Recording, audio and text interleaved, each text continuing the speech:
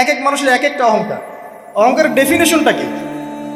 একজন সাহাবী নবী সাল্লাল্লাহু আলাইহি ওয়াসাল্লামকে বলছেন, ইয়া রাসূলুল্লাহ, আমি পছন্দ করি আমার গায়ের পোশাকটা সুন্দর হোক, আমার জুতা সুন্দর হোক, ঠিক আছে, আমার সুগন্ধি ভালো হোক, দামি হোক। এটা কি অহংকারের পরিচয়? নবী সাল্লাল্লাহু আলাইহি ওয়াসাল্লাম বলছেন, না, এটা অহংকারের পরিচয় নয়।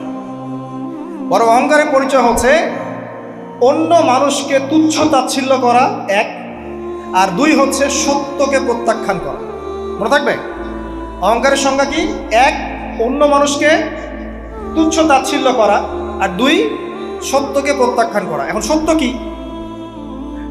আইনস্টাইনের থিওরি সত্য, নাকি পিথাগোরাসের উপপাদ্যই সত্য, নাকি আমাদের পশ্চিমারা যে সেকুলারিজম, কমিউনিজম, ডেমোক্রেসি ইত্যাদি ইত্যাদি, ন্যাশনালিজম এগুলো দিয়ে দিয়েছে মতবাদগুলো, এগুলোই চূড়ান্ত সত্য? সায়েন্সই কি চূড়ান্ত সত্য? চূড়ান্ত সত্যটা কি আসলে? এক কথায় সূরা কাহফের 29 নম্বর আয়াতে সত্যের সংজ্ঞা আছে। কত নম্বর আয়াতে?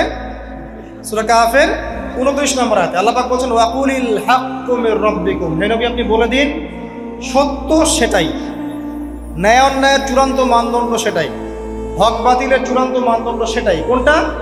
যেটা তোমার রবের পক্ষ থেকে নাজিল হয়েছে। আমাকে বলেন যে রবের পক্ষ থেকে কি নাজিল হয়েছে? একসময় তাওরাত নাজিল হয়েছিল না? ওটাই হক ছিল। ওই সময় কি ছিল? সেটাই হক ছিল। জাবুর ওই সময়ের কি ছিল? হক। ইনজিল ওই সময়ের হক ছিল। এখন কি আছে আমাদের কাছে?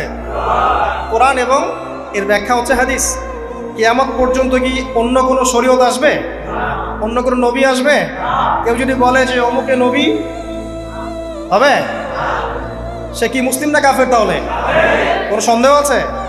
যদি কেউ দাবি করে যে মুহাম্মদ সাল্লাল্লাহু আলাইহি ওয়াসাল্লাম শেষ নবী নন, আরো নবী আসতে পারে, নাউজুবিল্লাহ, এবং এই কুফরি আকীদায় বিশ্বাসীকে কেউ যদি কাফের মনে না করে, সেও কাফের হয়ে যেতে পারে।